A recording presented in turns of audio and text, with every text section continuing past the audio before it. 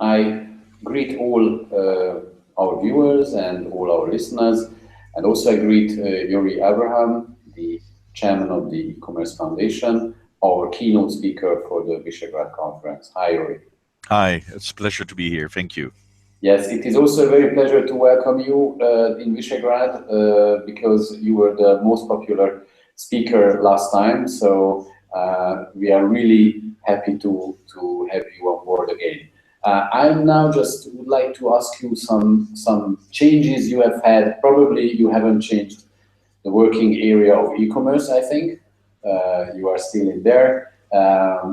So can you give us a short update what you've been up to for the past 1 year? Sure. Well, we are doing what we're already doing. So we're publishing our reports about the status of e-commerce in 40 plus countries, Germany, China, Hungary, of course, about what's going on in those countries. If you are going to sell in those countries, what you have considered. Our reports are still very popular, 44,000 downloads last year. Then we're also working very hard on the e-commerce wiki, which is a community where we want to really create a e-commerce guide, so to help people become better in email marketing, become better in supply chain, become better in delivery. That's also going quite well. We now have 12,000 unique users.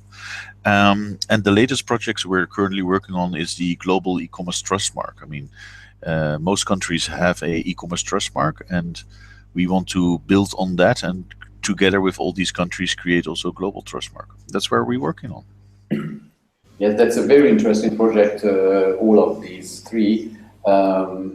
Especially, I think this global e-commerce trust mark is probably the newest or the latest development in the e-commerce playing ground. Can you give us just a short introduction? So who are the main initiators of this project, and what countries will be covered or what countries will not be covered? We are very interested in this. Yes. I mean, we're just at the starting phase. I mean, the original question came from a few countries like Russia, Hong Kong, Brazil, and now it looks like we will launch with 6-7 countries, and we were also discussing it with e-commerce Europe, of which your organization is of course a member, to see if they join, and it looks promising at the moment, and I hope to have more news in June in Hungary.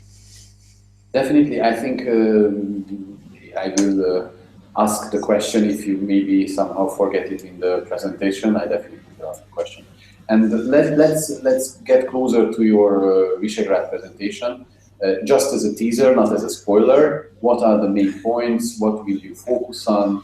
And what was your plan about it?